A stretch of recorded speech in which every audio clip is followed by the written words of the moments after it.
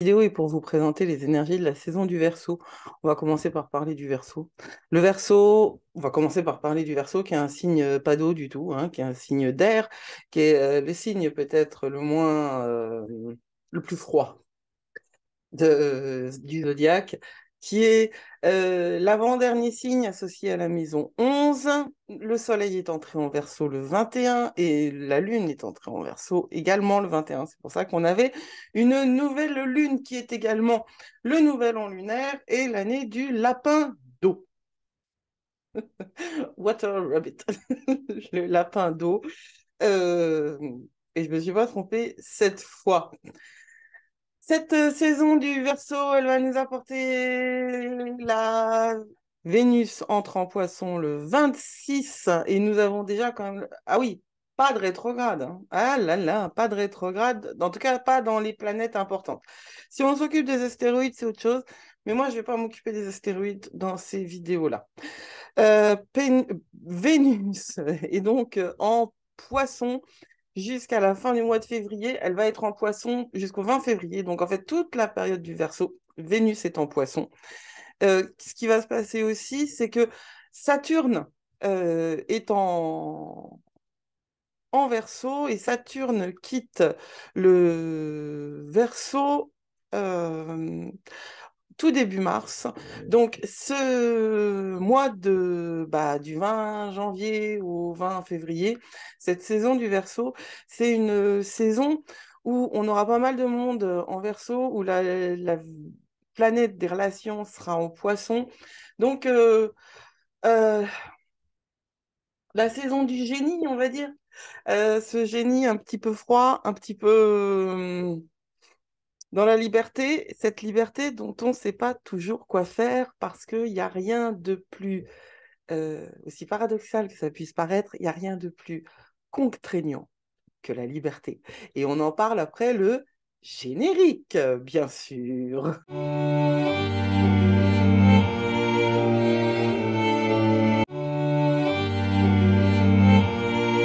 Et regardez la vidéo jusqu'au bout parce que je vais tirer une carte à la fin de cette vidéo. Je vais tirer une carte venant de ce deck-là pour Season of the Witch pour illustrer un petit peu les vibrations, pour apporter un petit peu de magie à tout ce discours astrologique. N'oubliez pas, restez jusqu'au bout. Alors, les questions qui se posent au moment de la nouvelle lune en Verseau, hein, c'est pendant que la lune et le soleil sont conjoints, ce sont des questions autour de la liberté, du développement personnel émotionnel, hein. J'ai toute une vidéo là-dessus. Il y a un accompagnement aussi, si vous le souhaitez, euh, sur Patreon. Le Verseau, il a besoin de liberté, il a besoin de voir au-delà. C'est vraiment un moment, si vous n'avez pas fait ce travail, c'est un moment où il faut vous poser des questions sur la liberté. Qu'est-ce que c'est que la liberté pour vous? La liberté, en vérité, n'existe que quand elle est accompagnée de sacrifices, de discipline et de responsabilité. Parce que se laisser aller, c'est pas de la liberté, c'est être l'esclave de ses pulsions. Et le Verseau le sait.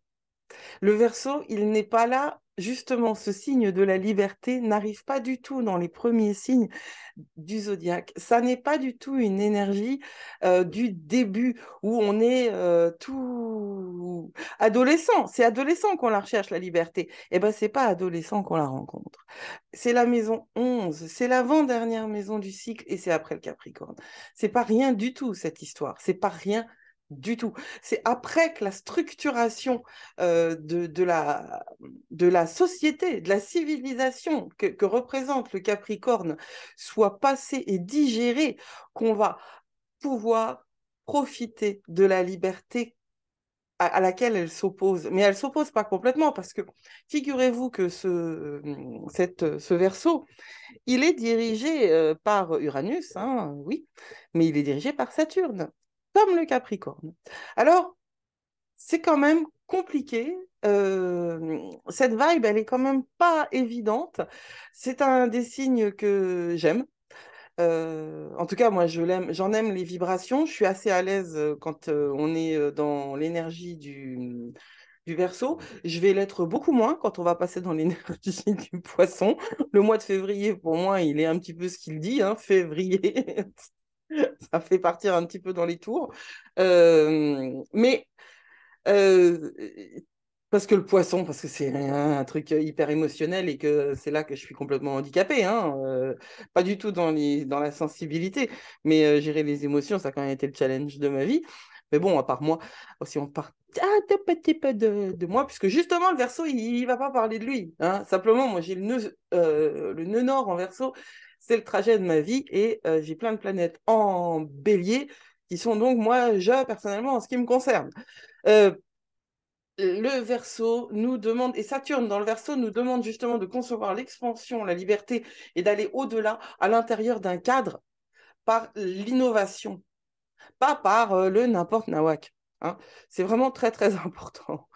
Euh, Ce dont j'ai parlé pas mal de fois ces derniers temps, c'est de la manipulation, des manipulations en tout genre. Euh, et on le voit dans le monde entier, il se passe des choses qui sont très moyennement enthousiasmantes. Il faut réellement avoir confiance dans le process, il faut réellement concevoir que c'est un... ça va passer, hein. Ça va passer. D'autres choses de meilleure qualité vont se présenter de plus haute qualité que ce qui se passe actuellement autour de nous. L'esprit du Verseau, c'est justement ces voies d'une intelligence supérieure, les esprits de la nature, les esprits des ancêtres. Et j'irais même jusqu'à employer le mot grec de démon, daimon. C'est-à-dire que c'est pas le démon dans l'acception chrétienne qui n'en est qu'une vision complètement réduite et créée pour faire valoir un discours particulier, pour vendre leur soupe, hein. C'est dans l'acception grecque, c'est l'esprit. C'est un esprit de celui qui appartient à la nature et qui n'est pas aisément contrôlable. C'est important d'avoir une relation à ses ancêtres de toute manière, ses ancêtres personnels, ses ancêtres généraux, enfin en général, les ancêtres. Et dans la suite d'une astrologue que j'aime beaucoup, qui s'appelle c'est Aeolian Heart, euh, que j'aime beaucoup ce qu'elle fait, vraiment. Elle, bon, j'en ai où? Elle associe cette saison du Verseau à un des grands natifs de ce signe, Mozart, Wolfgang Amadeus Mozart. Et ça, c'est véritablement une image presque stéréotypique de ce qu'est le Verseau. Mozart est né le 27 janvier 1756. Et c'est l'archétype du génie, on est d'accord, hein. Son, son travail et sa vie. Oui, mon bébé, tu veux quoi? Mozart, donc, c'est l'archétype du génie. Une véritable force d'innovation. Mais cette grande liberté qu'il a prise, Mozart, non, tu veux pas te coucher. Cette grande liberté qu'il a prise, elle n'est pas venue sans pression. Un génie, c'est Brassens qui disait ça, hein. Un don sans travail n'est rien qu'une sale manie. Euh, pour lui, il est son génie est né et a grandi dans la contrainte de l'apprentissage et dans la contrainte d'un père qui ne voulait pas laisser passer cette particularité qu'il avait. Ce qui est assez enfin, ce qui est assez particulier chez Mozart, c'est qu'il avait donc le Soleil, Mercure et Saturne conjoints dans le premier décan du Verseau. Donc, son génie était un cadeau de Saturne. Saturne, qui est une expression évoluée supérieure du Verseau, qui donc lui a permis de briser les conventions et de briser les limites pour aller bien au-delà. Il a explosé comme une étoile filante, ce cher Mozart. Alors, qu'est-ce qui va nous passer? Qu'est-ce qui va se passer? Parce que je parlerai plus de Mozart dans la version pour Patreon. On va parler un petit peu quand même de ce qui se passe dans notre saison du Verseau à nous. Hein. Euh, Ce Verseau, c'est un signe fixe, hein, donc c'est l'énergie de l'expression radicale. Il y a quelque chose de très, très, très radical dans le Verseau. Et cette année, en plus, il est associé avec la Vierge en Poisson, la Vierge en Poisson qui est très, très, très émotionnelle, mais pas que. Il s'est aussi associé avec les derniers moments de Saturne. Donc, dans ce signe du Verseau, nous sommes dans des énergies où ce qui va marquer le plus, très certainement, c'est Vénus en Poisson. Et Vénus en Poisson, c'est un moment où on est très, très émotionnel, très émotif, où il y a beaucoup d'énergie créatrice, créative, et dans nos relations, et ailleurs. Ah oui, il y a quand même Mercure qui entre en Verseau le 11 février, donc il y a pas mal d'énergie de cette dimension-là, et c'est pour ça que j'insistais sur ce que sont les vibrations du Verseau. Les vibrations de la nouveauté, les vibrations de l'innovation, mais c'est pas une innovation échevelé, c'est vraiment pas No Future. Hein. C'est pas le punk à chien, le Verseau. Hein. Il est passé par les stades du Capricorne, il est passé au-delà de la maison 8. C'est vraiment une énergie très particulière. Alors, très particulière, très intéressante, pas très, très, très humaine, mais Vénus est en Poisson, donc toute cette dimension super émotionnelle, on va la voir là. Le 5, parce que la saison du Verseau, elle comporte donc la nouvelle lune que nous venons de passer, mais vous pouvez toujours vous référer à la vidéo sur la nouvelle lune parce qu'elle elle va vous apprendre plein de trucs. Et le 5 février, c'est la pleine lune en Lion, bien sûr, puisque quand quand une, quand le Soleil est dans un signe, la nouvelle lune, c'est quand la lune est conjointe au Soleil, donc elle est dans le même signe, et la pleine lune, elle est toujours dans le signe de la polarité opposée. Et la polarité, c'est Lion-Verseau. La pleine lune en Lion, elle va nous permettre de travailler encore notre créativité d'une manière beaucoup plus humaine et certainement de se libérer, de laisser tomber les derniers liens qu'on pourrait avoir avec ce regard des autres qui peut nous enchaîner complètement. Donc, c'est une belle période que cette période du Verseau. C'est un bon moment et je vais parler un petit peu plus de Mozart pour les Patreons.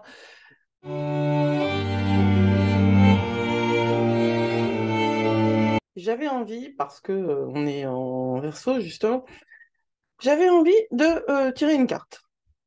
Ça fait longtemps que j'ai pas tiré de carte en vidéo, hein, parce que sinon des cartes j'en tire super souvent. Et ici, c'est tout gelé. Alors nous, on n'a toujours pas de neige, mais c'est tout gelé.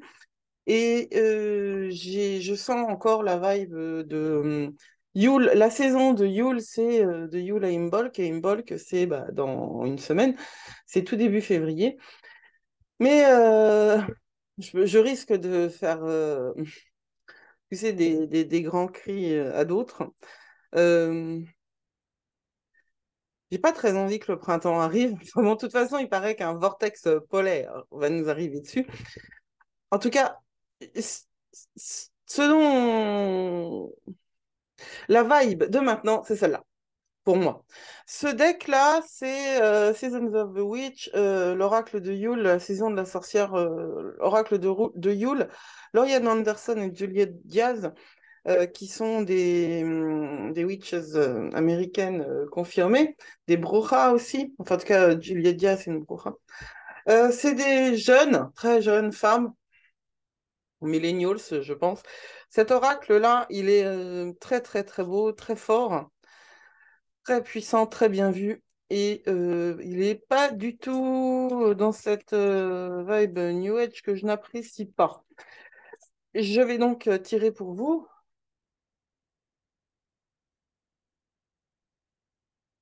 une carte, cette énergie du Verseau.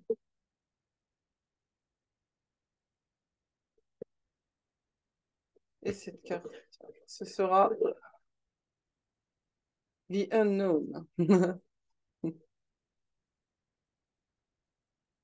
L'inconnu. L'inconnu. Ce qui est écrit en dessous, c'est pensez à ça, pensez-y et vous allez trébucher. Parce que dans l'inconnu, votre cœur est prisonnier. Laissez-le saigner jusqu'aux profondeurs où rien d'autre que le désir ne vous tient. C'est très poétique, les petites phrases qui sont associées à ça. Alors, je trouve que pour une saison beaucoup sous l'égide d'Uranus, c'est la carte 41. Sous l'égide d'Uranus, l'inconnu, c'est très, très, très bien vu. Et qu'est-ce qu'on nous dit de plus sur l'inconnu? Et ah oui, et la carte de l'ombre, c'est celle d'avant. Turning, c'est la 40. Turning inward.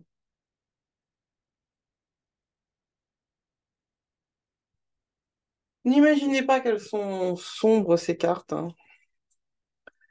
Celle d'avant, c'est donc à l'intérieur de ce voile de chair et d'os. Il y a une âme qui a besoin de dormir. Toutes les vérités sont en moi et ma respiration les rencontre. On parle vraiment de retour sur l'intérieur, on parle de travail. Donc, sur celui-là, c'est très, très, très drôle parce que c'est une carte uranienne, hein, par excellence. Les mots-clés sont potentiel, créativité et risque. Pensez à... voilà, l'inconnu est grand ouvert pour vous maintenant. Et tirer cette carte est un signe que vos pouvoirs créatifs et votre capacité de manifester vos rêves est en train de grandir. Prenez avantage sur cette période très très particulière, très inhabituelle, de soutien et d'abondance. Visualisez tous vos désirs les plus profonds et tous vos souhaits les plus grands. Soyez le maître de votre canevas, c'est-à-dire de votre toile, et peignez l'image de vos rêves. Est-ce que vous oserez aller au-delà de vos plus grands désirs? Cette carte, l'inconnu, vous demande la capacité de prendre des risques, et Uranus demande toujours de prendre des risques parce que Uranus ne nous prévient pas. Et le Verseau aussi demande à prendre des risques parce que nous avons passé la sécurité du Capricorne et nous sommes maintenant avant la confusion du Poisson. Nous sommes dans quelque chose de vers vers l'inconnu, au-delà de l'inconnu pour trouver du nouveau, disait Baudelaire à la fin du poème Le Capitaine. N'ayez pas peur d'échouer. Chaque échec comporte ses propres bénéfices et ses propres leçons, bien sûr, et c'est par les leçons qu'on grandit. Soyez courageux et surtout, n'ayez pas peur d'aller au-delà de la conformité, n'ayez pas peur de penser en dehors de la boîte et n'ayez pas peur de prendre des risques donc pour cette liberté qui est en alignement avec la croissance de votre âme, avec votre âme. Je trouve que cette carte est fabuleuse comme ponctuation de la saison du Verseau et je suis très heureuse de l'avoir tirée pour vous. Voilà, maintenant c'est fini. Prenez soin de vous, c'était Judith pour les magies de la Lune.